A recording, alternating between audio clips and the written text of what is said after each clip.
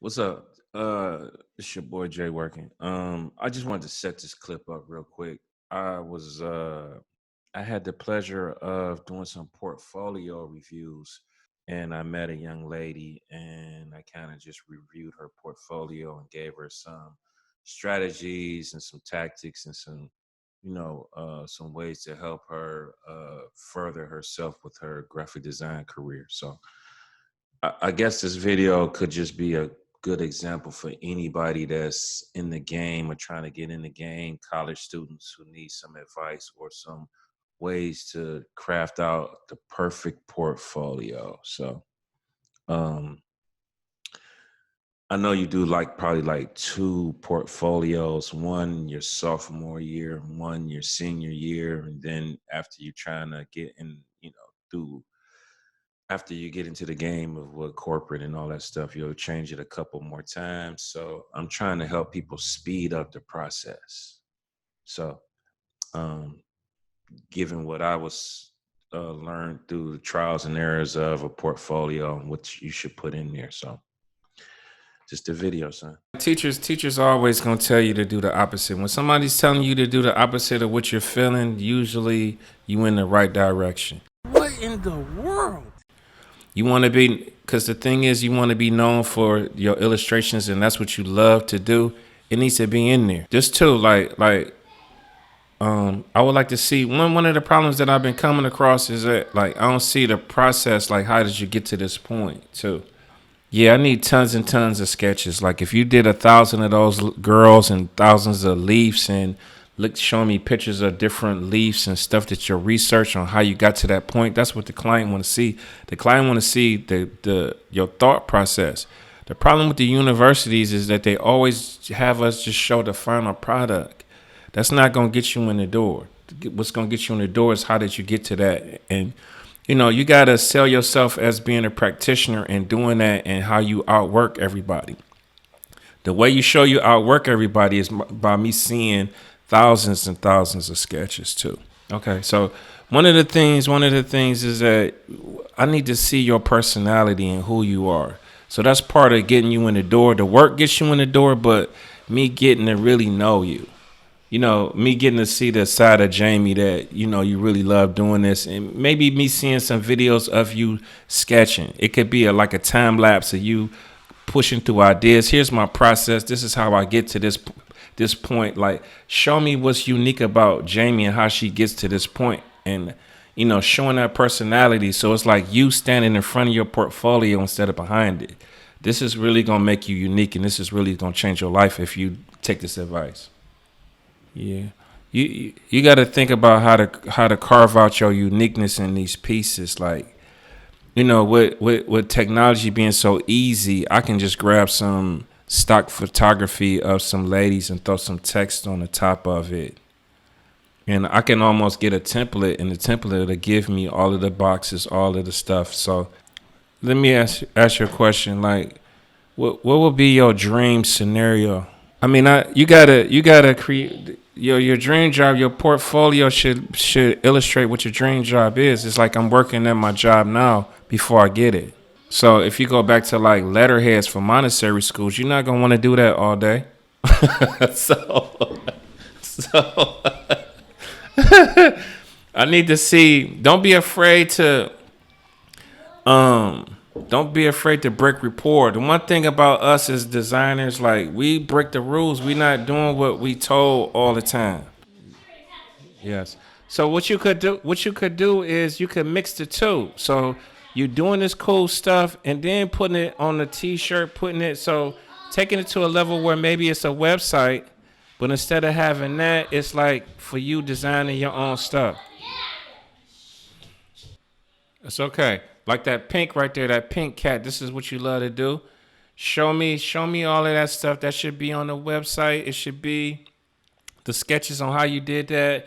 I should see all kind of cats, all kind of if you into cats and stuff, then I should see that. Like research and see who's doing some designs or who do you look up to the most and what do they have? And that should be on your portfolio. You could always have the other portfolio from school if you're trying to get a job, but If this is what you want to be known for, then that's what I want to see. I want to see what you want to be known for and what you want to do. If you're showing me letterheads for Montessori schools and then you get a job for that, you're not gonna want to do that.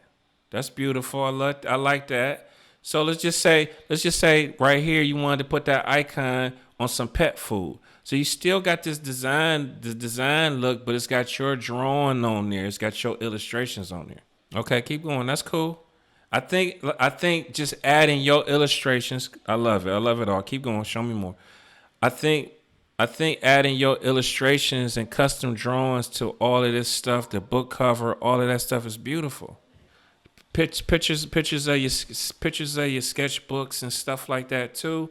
Pictures of you at the table, maybe talking about your process and getting to that. Because the thing is, like, people want to hire you because of your personality too. So they want to know that you're friendly. They want to know, what you love about it, your passion about it. Like, you got to kind of document your process. So the things that you like about the school, the things that you don't like reaching out to other people that's in that game too.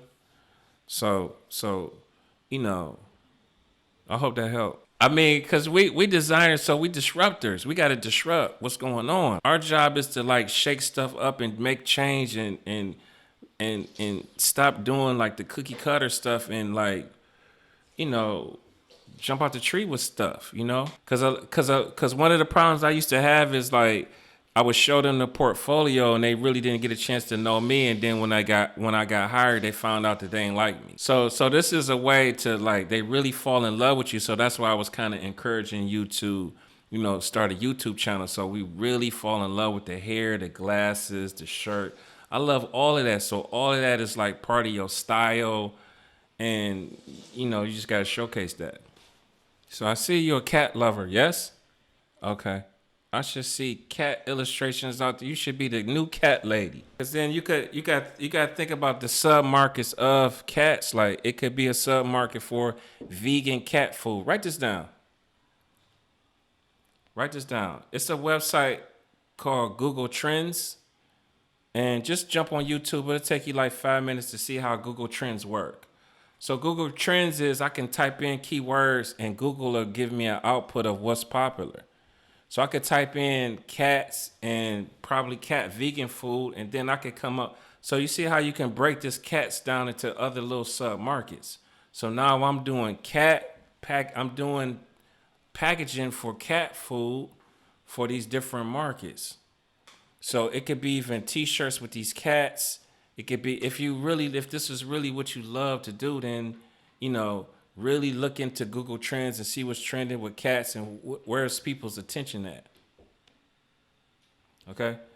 I mean, you could possibly pay for some, I don't know how much money you got, but you could possibly pay a couple of dollars for some Facebook ads and target people who love cats and love cat illustrations, and you wouldn't believe how much business you would get. So using the cat hashtags, because you're not really using a lot, so you can hashtag cat lovers and illustrations, and you could really be the cat lady. So a picture of you talking about your love for cats. So let's just say this is a second website, not the one with the you got one with the portfolio. You're trying to do letterheads for Montessori's, and then you got this one right here where you the cat lady, cat illustrations, hashtags, t-shirts, logos, cat food labels, for the store, posters, all of that stuff. So instead of having pictures of cats at the store, maybe it's a poster of your illustrations. So then you could jump from maybe the cats, then you could jump to dogs, dog food, dog pet food, like dogs, cats. So maybe it's some leashes. Maybe it's some, I don't know, when you go to the cat store, you're looking at all type of branding, yes? It's all kind of stuff. Cat candy, it's all kind of stuff. So, just say you was the designer for these cats and all of that stuff. Okay, 1 minute. Okay, 1 minute, real quick. So right there underneath your hashtag, you got art, and then you got cats and illustrations. That's all I need to see. That's all I want to see. That's where your love is at. Thank you. I was yelling at my kids a lot in that one, but it's 12. Hold on a second. Hold on. Hey, I need you. Y'all gotta be quiet. I'm on the call. Quiet down. Quiet down.